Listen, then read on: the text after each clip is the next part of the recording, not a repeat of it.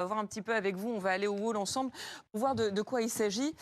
C'est une arme, on parle de bombe anti-bunker qui pourrait percer les installations nucléaires souterraines iraniennes.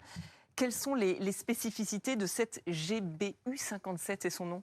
Alors, en fait, c'est une bombe qui a été conçue après, en tirant les enseignements de la guerre en Irak, ou après l'invasion de l'Irak en 2003, les Américains se sont rendus compte que leur précédente bombe anti-bunker n'avait pas réussi à percer les nouveaux dispositifs, et donc ils ont eu besoin d'une bombe beaucoup plus importante. Donc là, on voit une bombe qui est capable de percer, selon les datas techniques fournies par les Américains, plus de 60 mètres de profondeur. Et parmi les 60 mètres de profondeur, c'est percer ces 60 mètres avant d'exploser. Et parmi ces 60 mètres, il y a une vingtaine de mètres de béton, de concret ou de couches de granit, par exemple, puisque, bien évidemment, les bases nucléaires de Corée du Nord ou de l'Iran, puisque c'était les deux cibles principales, étaient enterrées. Mais qu'est-ce qui fait que cette bombe, elle est capable d'exploser sous terre et pas au moment de l'impact? Eh bien, parce qu'elle est capable de percer. Alors, on a vu une animation qui n'est pas tout à fait exacte, puisqu'en fait, elle va être guidée. Et surtout, elle est capable de percer à un niveau avec une précision très importante. On a 13 tonnes 6 à peu près au total, 2,4 tonnes d'explosifs. On est à peu près aux alentours de 3 millions d'euros.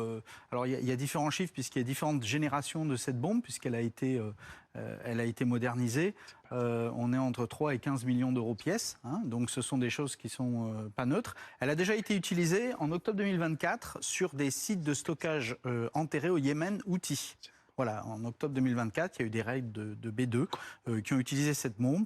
MOP, c'est Massive Ordnance Penetrator, hein, puisqu'on avait Moab avant, Massive Ordnance Air Blast Bomb, là, la bombe la plus puissante. Et bien celle-là est un petit peu plus puissante, puisque la Moab n'avait que 10 tonnes au total de poids. D'accord. Et là, la GBU 43. Et là, la charge explosive 2,4 tonnes, une bombe suffit-elle à pénétrer les installations? Il faut en envoyer plusieurs?